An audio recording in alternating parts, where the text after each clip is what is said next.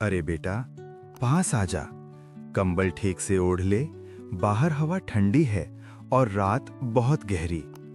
ऐसी ही रातों में नानी कहानियां सुनाती हैं और कहानी सुनते सुनते बच्चे सपनों में चले जाते हैं। बहुत समय पहले की बात है बेटा, जब गांव छोटे थे मगर रिश्ते बहुत बड़े। उस समय मोबाइल नहीं थे, टीवी बहुत कम घरों में होता था और नींद लाने के लिए कहानियां काफी होती थीं। उसी गांव में एक छोटा सा घर था, मिट्टी की दीवारें और खपरेल की छत।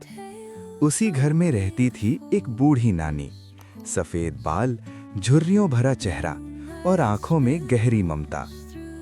नानी के पास एक पुराना लकड़ी का संदूक था। संदूक इतना पुराना था कि उसकी लकड़ी भी कहानियां जानती थी। गांव के बच्चे अक्सर पूछते, नानी इसमें क्या है?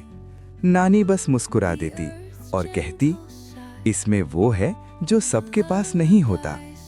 नानी के पास सबसे ज्यादा आता था उसका नाती मोहन। मोहन बहुत सीधा साधा बच्चा था, सच बोलने वाला और जल्दी भरोसा करने वाला। हर रात मोहन नानी के पास आकर लेट जाता।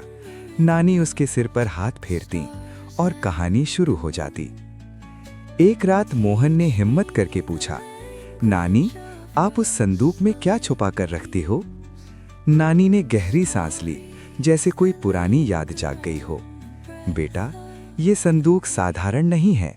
बहुत साल पहले की बात है, जब नानी भी जवान थीं। उसी गांव में एक सेठ रहता था, बहुत अमीर मगर उतना ही लालची।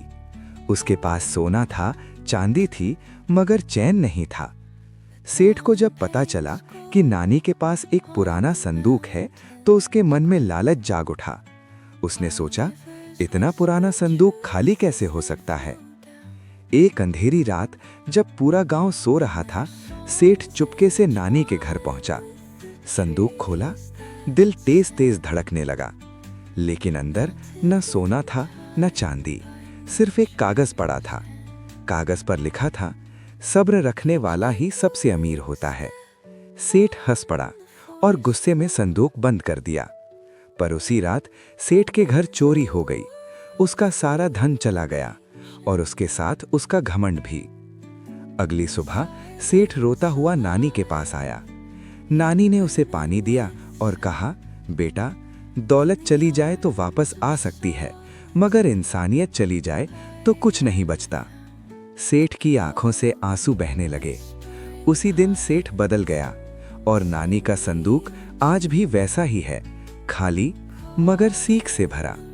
नानी ने मोहन को सीने से लगाया और धीरे से कहा, याद रखना बेटा, अच्छा इंसान बनना यही सबसे बड़ी दौलत है।